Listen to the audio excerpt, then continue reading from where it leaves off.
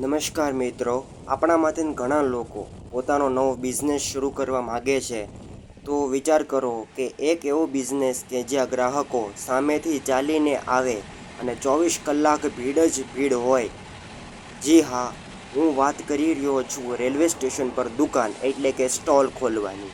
ભારતીય રેલવેમાં રોજ કરોડો લોકો મુસાફરી કરે છે, એટલે ગ્રાહકોની કોઈ કમી નથી. પણ સૌથી મોટો સવાલ એ છે કે રેલવે સ્ટેશન પર દુકાન કઈ રીતે ખોલવી, ટેન્ડર ક્યાંથી મળે છે અને કેટલો ખર્ચ થાય છે, તે બધું જ આપણે આ વિડીયોમાં સમજીશું.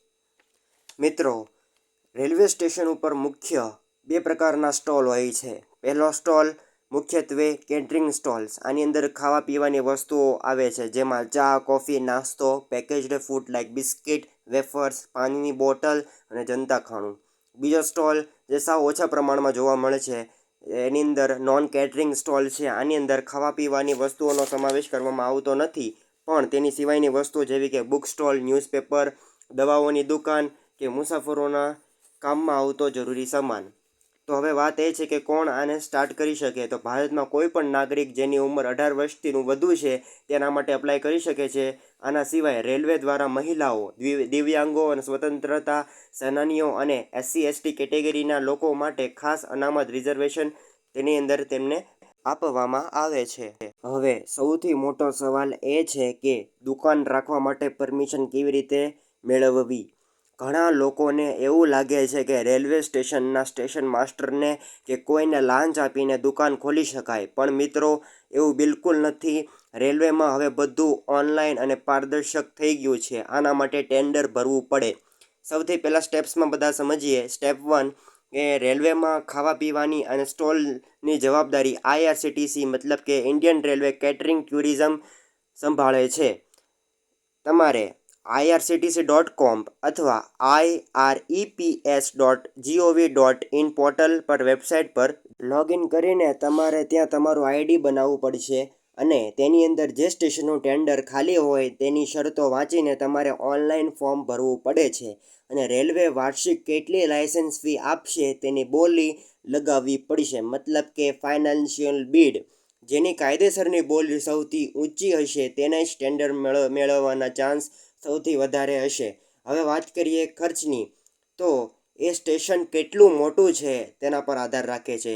રેલવેએ સ્ટેશનોને A1, A, B અને C જેવી કેટેગરીઓમાં વહેંચવામાં આવ્યા છે. જો સ્ટેશન નાનું હોય તો લાયસન્સ ફી ઓછી હોય છે અને આખું સેટઅપ લગભગ 1 થી 3 લાખ રૂપિયામાં થઈ શકે છે. જો અમદાવાદ, વડોદરા, સુરત જેવા મોટા સ્ટેશનો હોય તો ખર્ચ 5 થી 10 લાખ સુધી જઈ શકે છે. ટેન્ડર ભરતી વખતે સિક્યોરિટી ડિપોઝિટ EMD આપવી પડે છે અને જે ટેન્ડર ન લાગે તે પૂરેપૂરી તે ફીસ પાછી મળી જાય છે.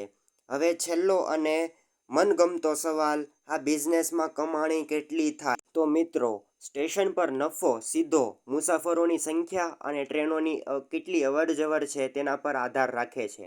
ચા, પાણી અને નાસ્તા જેવી વસ્તુઓમાં 30% થી 50% સુધીનો પ્રોફિટ માર્જિન હોય છે. જો બધી જ ફી અને બધો જ ખર્ચ કાઢીએ તો પણ નાનામાં નાના સ્ટેશન પરથી દર મહિને 30,000 થી 50,000 રૂપિયા અને મોટા સ્ટેશન પરથી 1.5 લાખથી 2 લાખ રૂપિયા કે તેનાથી વધુ આરામથી કમાઈ શકો છો. હવે તમને એ પણ સવાલ થતો હશે કે રેલવેને દર મહિને કેટલું ભાડું આપવું પડશે.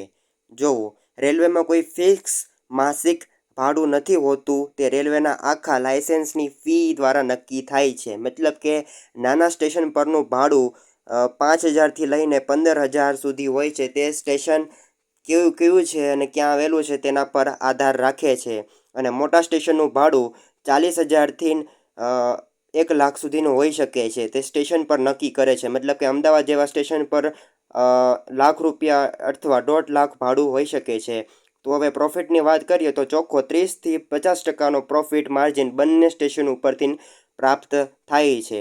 તો મિત્રો, આ હતી રેલવે સ્ટેશન પર દુકાન ખોલવાની પૂરી પ્રોસેસ. જો તમને આ વિડીયો ગમ્યો હોય તો અમારી ચેનલ અત્યારે જ સબસ્ક્રાઈબ કરો અને વિડીયોને શેર કરવાનું ભૂલતા નહીં. વિડીયો વિશે કોઈ સવાલ હોય તો કમેન્ટમાં પૂછી શકો છો. આવા જ રેલવેના નવા વિડીયો જોવા માટે અમારી ચેનલને સબસ્ક્રાઈબ કરી દેજો. મળીએ એક નવા વિડીયોની અંદર. જય હિન્દ, જય ભારત.